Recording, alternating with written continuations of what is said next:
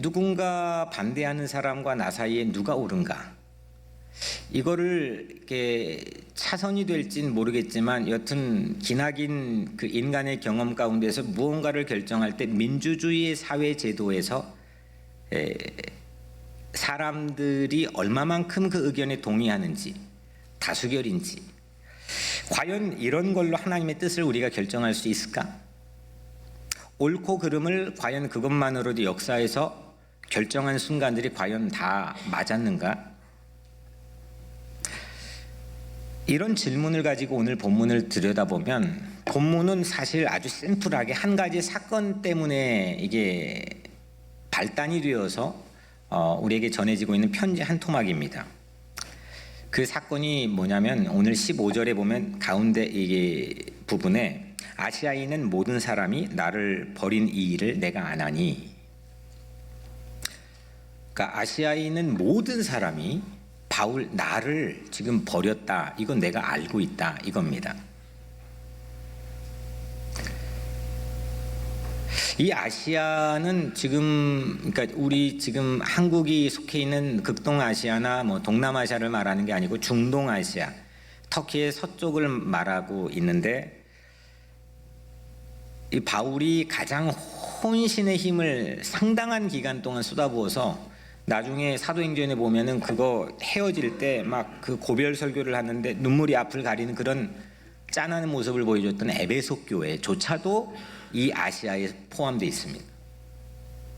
근데 아시아의 모든 교회가, 모든 사람이 바울 나 자신을 버렸다, 나는 그거를 알고 있다, 이게 오늘 사건의 발단입니다. 근데 바울은 이 아시아의 모든 사람이 내게 돌아섰다고 어떻게 이걸 말할 수 있을까? 그러니까 이를테면 지금 뉴욕 우리 살고 있는데 뉴욕의 모든 이 인구가 나 조원태를 반대하고 있습니다. 이게 말이 됩니까? 이렇게 생각, 네가 뭔데? 네가 뭔데? 당연히 반대할 수도 있는 거지. 아마 저를 정신병자 취급할 겁니다. 분명합니다. 말이 되지 않는 거죠. 근데 오늘 바울은 아시아에 속해 있는 모든 교회와 모든 사람들이 나를 지금 버렸다, 나는 그거 알고 있다, 이걸 이야기하고 있습니다. 그런데 이 톤을 우리가 잘 들여다봐야 되는 게, 아주 잘 아는 말씀이지만 이 톤에서 모든 물기를 다 빼버리면 아주 박제된 무미건조한 실제 바울의 의도와 바울의 냄새와는 전혀 다른 리딩을 우리가 할 수도 있거든요. 아시아의 모든 크리스천이 자신에게 등을 돌렸다라고 한 이 바울의 목소리 톤은, 내가 사실 그거 다 아는데, 사람들 다 모두가 나를 버렸는데 그거 아는데 나 아무렇지 않아, 이런 톤이 아닙니다. 이건 아주 깊은 충격과 슬픔에 빠져 있습니다. 이렇게 말할 수 있는 근거는, 만약에 무덤덤한데 굳이 나를 부끄러워하지 말아라 라고 디모데에게 권면할 필요가 없겠죠. 바울의 모습을 부끄러워하는 모든 사람 때문에 바울이 슬퍼합니다. 아파합니다. 그럼에도 불구하고 그들이 나를 버렸다고 얘기합니다. 그러니까 이 말은 자기의 정당성을 추호도 양보하지 않습니다. 바울이 디모데에게 보낸 편지 한 구절을 보면 오늘 첫 절인데 8절입니다. 그러므로 너는 내가 주를 증언함과, 내가 주를 증언함과, 또는 주를 위하여 갇힌 자 된 나를 부끄러워하지 말고 오직 하나님의 능력을 따라 복음과 함께 고난을 받으라. 이걸 대충 건성으로 읽어버리면 안 되는 말씀입니다. 왜냐하면 우리는 여러분들 바울을 부끄러워할 이유가 있습니까, 없습니까? 여러분들이 혹시 여기에 바울 부끄러운 사람, 나 바울 알고 있어서 미치겠다, 아니 너무 부끄러워 수치스럽다, 이런 분 계세요? 뭐 누구 알고 있어서 그런 사람은 우리의 사는 세상 속에서는 있겠지만, 바울 부끄러워서 난 정말 세상 이렇게 내가 바울 안다고 말하는 게 참 너무 부끄러워, 이럴 사람 없겠죠. 왜? 이유는 이미 바울은 훌륭한 사람으로 뭐 거기에 대한 델리케이트한 논쟁도 없잖아 있겠지만 그거는 마이너고 여하튼 이미 훌륭한 사람으로 검증이 끝났고 판명이 났습니다. 바울은 2000년 이 기나긴 세월 속에서 이미 수없는 뭐 난다긴다는 뛰어난 신앙인들 영성가 또 교회 수없는 사람들에 의해서 멋진 옷이 입혀져 있습니다.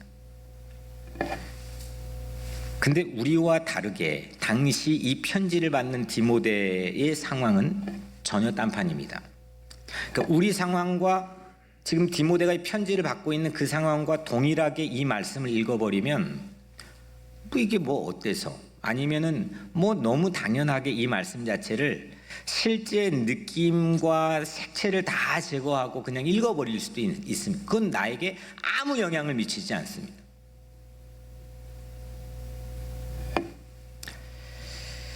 어떤 전문가는 이렇게 신학자는 이런 얘기까지 합니다. 디모데조차도 바울을 부끄러워할 수밖에 없는 그런 압력과 유혹을 받았을지 모른다.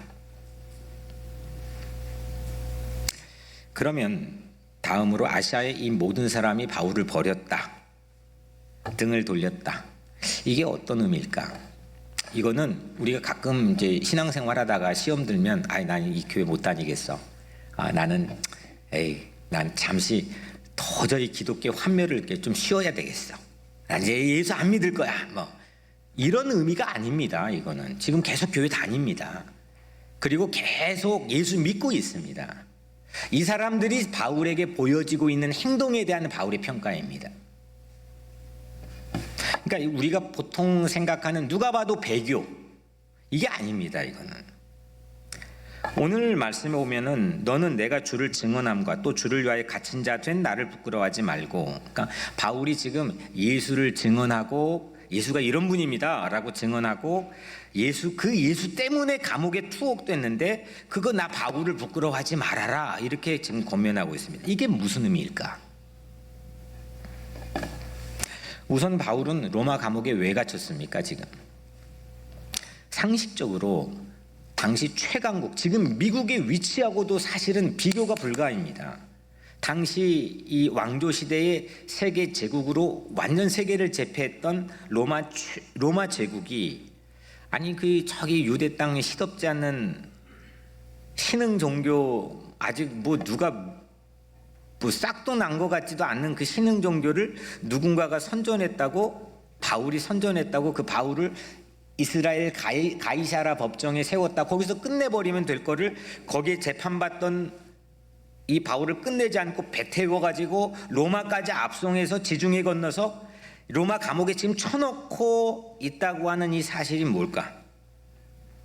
그냥 뭐 우리가 흔히 말하는 어떤 개이 잡다한 그런 이교도들이 출몰해가지고 이런 게 아닙니다. 지금 이거 바울은 체제 전복에 위협이 되고 있는 인물입니다.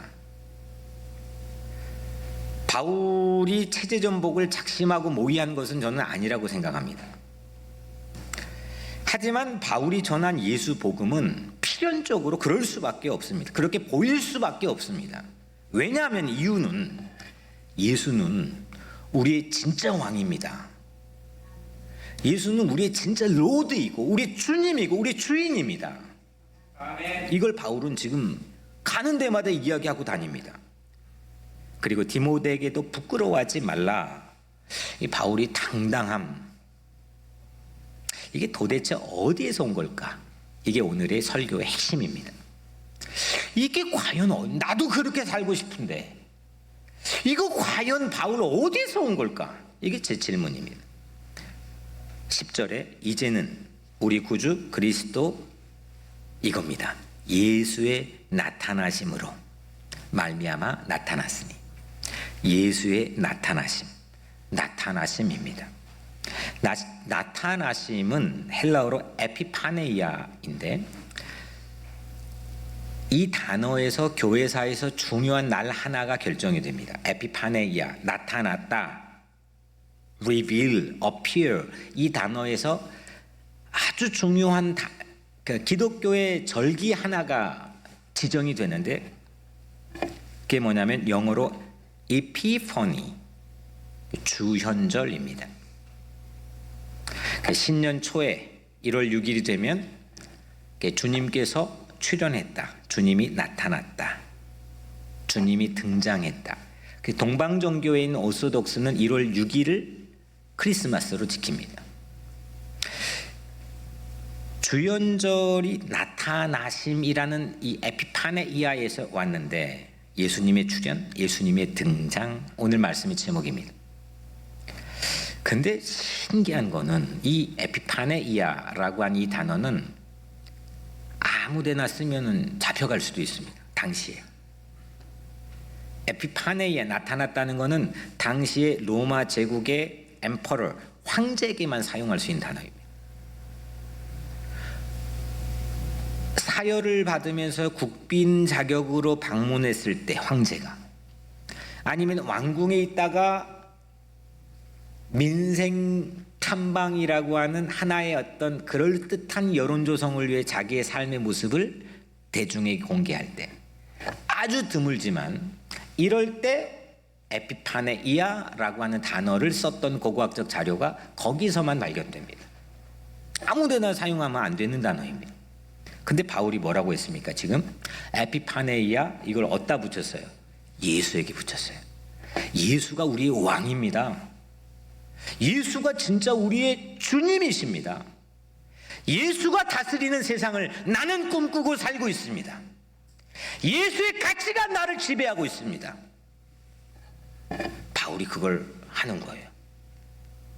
야, 이거죠. 예수가 자기 삶에 땅 하고 나타난 거예요. 왕으로. 가난하고 소외받고 고통당하고 버려짐 받는 수없는 이방인들, 수없는 이민자들, 이 사람들 편에 자기 삶의 모든 걸 걸어 던졌던 이 바울, 자기에게 나타났다는 겁니다. 그래서 나는 그렇게 예수의 출현을 맞이했기 때문에 나는 부끄러워할 일이 없다는 겁니다.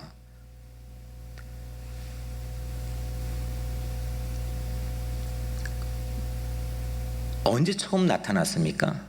그 예수가 바울에게, 우리가 알고 있는 바에 의하면 다메스쿠스로 예수 잡는 사람들 잡아다가 옥에 가두고 핍박하려고 가는 도중에 갑자기 강렬한 빛이 이 바울을 비추면서 소리가 그의 삶 속에 들려왔죠. 사울아, 사울아, 나는 네가 핍박하는 예수라.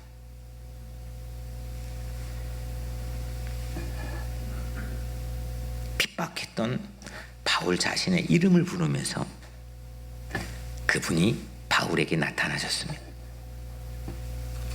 바울이 잘할 때, 어디다 놔도 자랑스러울 때, 어디다가 내밀어도 괜찮은 카드가 될 때, 출세할 때, 그의 학력과 그의 지식으로 세상을 호령할 때, 그때 예수님 나타나지 않았습니다. 핍박하려고 할 때, 내가 너 핍박하는 예수야 하고 짠, 에피파네이아 하고 나타났습니다. 그거를 바울은 영적으로 해석해버린 거죠. 이분은 나에게 나타나신 게, 그분은 나의 왕이다, 그분은 나의 주님이시다, 황제가 이건 사기꾼이다, 나의 주님은 고난받는 자들과 함께하고 핍박할지언정 나를 버리지 않는 그분이 나의 황제고 그분이 나의 왕이시다. 이걸 받아들이니까 바울이 어떻게 헷가닥하고 바뀌겠습니까? 과거에 자기 모든 삶의 이력들을 배설물처럼 수치로 부끄럽게 여겨버리고, 자기 연약함, 허물, 죄, 뭐 이런 모든 것까지, 난잡한 것까지 포함해가지고 이거를 오히려 자랑하고 그 연약한 것 안에 자기 삶의 은혜를 세상에 말할 수 있는 사람으로 완전 변화가 됐다는 거예요. 이게 예수 믿는 거죠. 그게 뭐냐? 예수의 출현 덕분입니다. 그냥 제가 줄여서 예출. 예출 덕분에 이 사람은 에피파네이아라고 하는 그 예수는 나타났는데 그거를 에피파네이아라고 바울이 재해석하고 영적으로 그걸 확 하고 받아들인 그 순간 그는 로마 황제가 두렵지 않았습니다. 그는 기득권이 두렵지 않았습니다. 그는 세상에 막강한 힘을 가지고 있는 것 앞에 쫄지 않았습니다. 꿋꿋했습니다. 세상이 다 나를 버려도 자기 마음에 있는 신앙을 포기하지 않았습니다.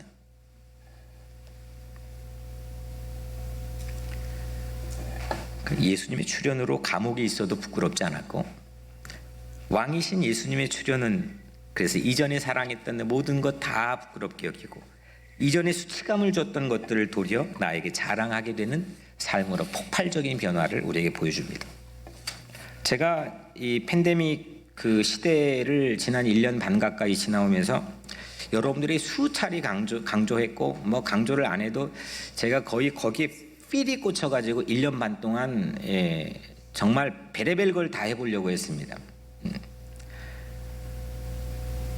뭐 하여튼 뭐라도 막 풀빵 장사를 하든 뭘 하든 그게 뭐냐, 사기와 기세입니다. 작년 4월에 딱 치는데 방법이 안 보이고 사람들은 우왕좌왕하고, 그때 제 마음속에 주신 생각 하나는 흐름을 놓치진 말자. 성도들의 사기나 기세를 꺾는 순간은 내가 이게 댐이 무너지는 상황이라고 비견하고 그건 막자. 그렇게 생각을 했습니다. 흐름이 중요합니다. 여러분들 잘 될 때는 바람 타면 됩니다. 그냥 가만히 책 읽으면서 바람 타면. 근데 역풍이 불 때는 노젓는 사공의 기세가 중요합니다. 그 기세가 꺾이면 아무것도 안 되는 겁니다. 그냥 소용돌이 치고 길을 잃어버립니다. 우리 응원단장은 저는 오직 예수 그리스도임을 믿습니다. 예수님의 출현, 나에게 나타나신 예수님, 내가 혼자 있을 때도, 버림받을 때에도, 내가 아플 때에도, 내 길이 안 보일 때에도 나에게 출현해 주신 그 예수님, 그 예수님의 출현이야말로 우리 각자의 사기와 기세를, 그 볼륨을 무한대로 높일 수 있는 유일한 길이라고 저는 확신합니다. 여기에는 지금 정말 죽고 싶다가 아니라 난 죽을 거야 라고 생각하고 손을 내밀고 상담을 요청했던 교우도 있고, 지난 1년 반 동안 이렇게 멀게 리뷰를 해보면 지나간 얘기니까 그렇지 정말 순간순간이 숨 막힐 듯 치열한 어떤 삶의 현장, 뭐 배불러 가지고 할 것 남겨놓고가 아니라 그냥 이거 끝나면 나는 끝나는 거라고 생각하는 그런 교우들의 삶의 모습들을 가까이에서 지근거리에서 목격했습니다. 예수님의 출현은 우리의 약점을 부끄러워하지 않습니다. 깊이 주님 앞에서 우리가 참여하고 회개할 때 주님 앞에 우리 자신을 부끄러워할지언정, 예수님의 출현 앞에서 우리는 세상 앞에 담대하고 당당함을 지켜낼 근거를 갖게 됩니다.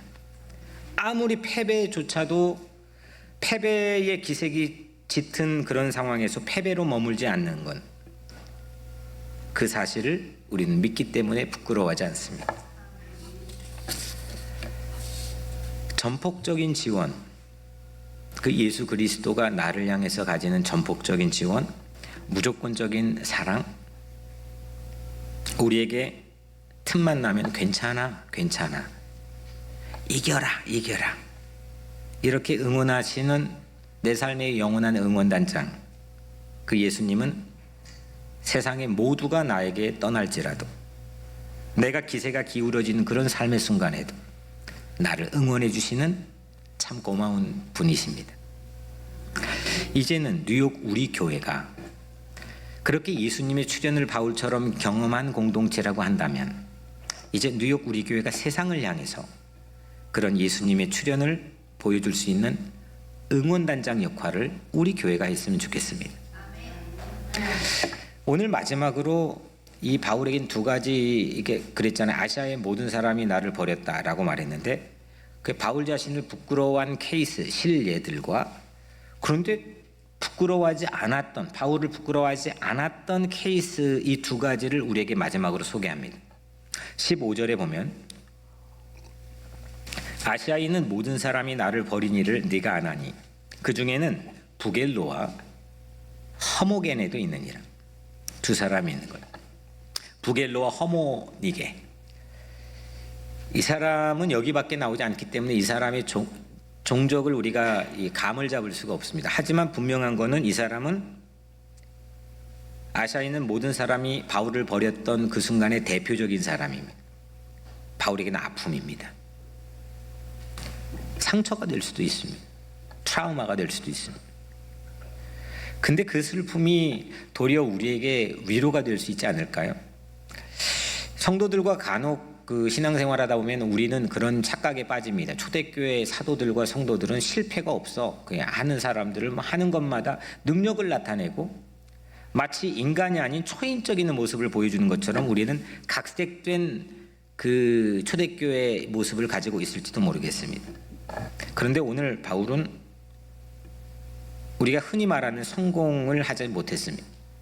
슬퍼했습니다. 아파했습니다. 그리고 그 안에 자고하지 않게 하시려고 내 안에 가시를 주셨다고 고백하는 부분이 다른 편지에 있는데 그 가시 정체를 사람들은 안질, 그다음 뭐죠? 간질, 또 우울증 이 세 가지를 주된 요인으로 해석을 합니다. 아니 사도도 바울도 아니 바울도 이렇게 부겔로와 허모니게 같은 사람으로부터 가지고 있는 아픔을 우리에게 공개해 주는 겁니다. 그런데 이런 것이 도리어 하나님이 일하시는 스타일이라고 하는 것을 우리에게 보여줍니다.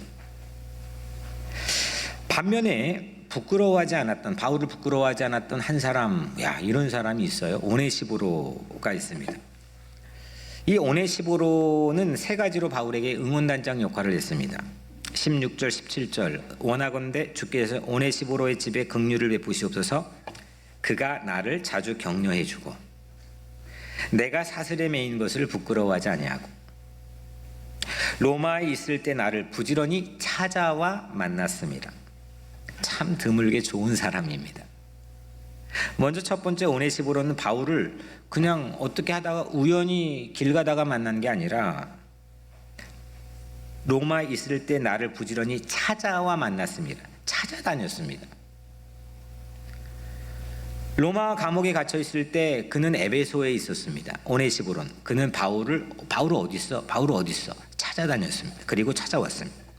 두 번째 오네시보로는 투옥된 바울 다 버리는데 부끄러워하지 않았습니다. 손해를 각오합니다. 내가 쟤 안다고 해서 나에게 체제전복의 위협 인물이라고 하는 그런 허울이 나에게 쓰여진다고 해도 난 괜찮아 라고 끊임없이 감옥에 찾아갔던 인물입니다. 손해를 각오합니다. 마지막 세 번째 오네시보로는 투옥된 바울을 생각만 하고 언젠가 도와줘야 되는데 생각만 하고 또 말만 한 게 아니라 직접 자주 찾아가서 격려해 줬습니다. 여기 격려라고 하는 헬라어는 에피파네라고 하는 건데 영어로는 리프레시입니다. 리프레시라고 하는 건 활기를 되찾아주는 겁니다. 응원단장 역할을 하는 겁니다. 아니 감옥에서 바울이 모두가 떠나간다는 소식을 이미 인포메이션을 다 수집해 가지고 있는데 얼마나 복창이 터지겠습니까? 얼마나 미치겠습니까? 적대자들이 아닙니다. 같이 했던 사람들입니다. 그런데 오네시보로가 막 리프레시를 해줬습니다. 격려해 줬습니다. 먹을 것, 입을 것 아마 영치금도 분명히 넣어주지 않았을까 싶습니다. 저는 이런 면에서 오늘 말씀을 정리하면서 바울은 참 행복한 사람입니다. 왜냐? 오네시보로가 있고 버림받는 자의 슬픔을 나눌 수 있는 디모데가 있기 때문입니다. 나에게 버림받았어. 나 어떡해? 하지만 넌 날 버리지 마. 나 부끄러워하지 마. 이렇게 말할 수 있는 디모데가 있었고 나를 찾아와 어딨어? 바울 어딨어? 찾아가지고 나를 부끄러워하지 않고 직접 찾아와서 격려해주고 활기를 되찾아줬던 오네시보로가 바울에게 있었기 때문입니다. 대다수가 나를 부끄러워하는 상황에서 디모데와 오네시보로가 있고, 또 예수님이 출연하는 바울이잖아요. 예수님이 출연하면 못할 게 뭐가 있겠습니까? 안 될 게 뭐가 있겠습니까? 사랑하는 여러분, 예수를 부끄러워하지 맙시다. 예수님이 내 안에 함께 있는 나 자신도 쉽게 만만하게 나 자신을 보지 맙시다. 예수와 함께 하다가 고난받는 세상에 애맨소리 듣고 있는 그들을 우리 부끄러워하지 맙시다. 이게 제가 강조하는 신의고 의리입니다. 이를 위해서 예수님의 출현을 우리는 사모하고 경험해야 됩니다. 예수님의 출입이, 그 출현이 늘 내 삶에 오고 가고 있어야 됩니다. 그러면 우리는 어떤 상황에서든지 언제든지 넉넉하게 충분히 이길 줄로 믿습니다.